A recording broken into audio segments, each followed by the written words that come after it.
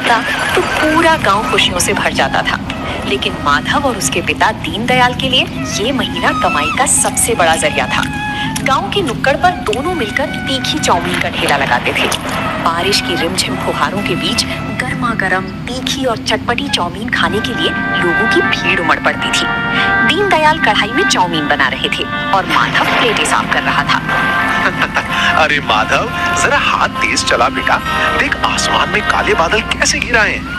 बारिश शुरू होने से पहले हमें सब कुछ तैयार करना है। जी पिताजी, मैं तो बस लगा ही हुआ हूँ, पर आप मसाले थोड़े ध्यान से डालना।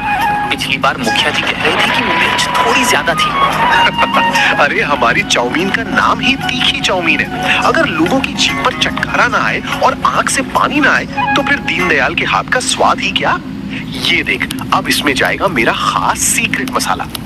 तभी गांव के दो दोस्त रमेश और सुरेश भीगते हुए ठेले के पास आकर खड़े हो गए। वाह दीनदयाल चाचा, क्या खुशबू आ रही है। इस ठंडे मौसम में आपकी चाउमीन की महक दूर से ही खींच लाई। हाँ चाचा, 2 प्लेट एकदम चटपटी और तीखी चाउमीन लगा दो। आज तो खाकर मजा ही आ जाए। हाँ हाँ, क्यों नहीं बेटा। माधव, जरा 2 पत्तल निकाल। अचानक तेज हवा के साथ बारिश की बड़ी बड़ी बूंदें गिरने लगी। ठेले के ऊपर लगा तिरपाल हवा में लहराने लगा, लेकिन ग्राहकों की भीड़ कम नहीं हुई। आहा, चाचा क्या स्वाद है। सच में ऐसी चाउमीन पूरे शहर में कभी नहीं मिलती। ये जो आपका तीखापन है ना, यही दिल जीत लेता है। सही कहा रमेश भाई, इस बारिश के मौसम में ये तीखा स्वाद सोने पे सुहागा है। चाचा, इस स्वाद का राज क्या है? बेटा, इस स्वाद का राज है सही वक्त पर सही मसाले का तालमेल। आंच कितनी रखनी है और मसालों को कितना भूनना है, सारा खेल इसी का है। पिताजी, मैं इतने दिनों से आपके साथ हूँ, पर मुझे आज तक समझ नहीं आया कि आप कब कौन सा मसाला कितनी मात्रा में डाल देते हैं। बेटा, ये तो अनुभव से आता है।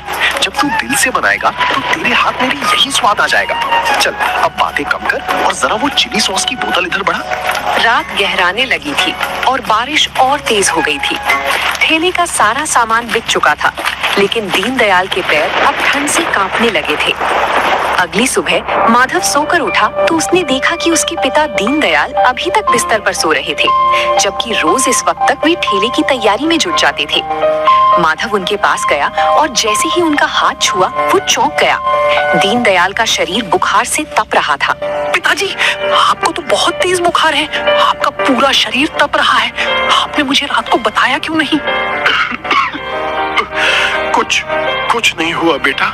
वो कल रात बारिश में ज्यादा देर तक भीग गए थे ना, बस उसी का असर है। तू फिक्र मत कर, मैं अभी उठकर ठेले का सामान तैयार करता हूँ। अरे नहीं पिताजी, आप बिल्कुल नहीं उठेंगे। आपकी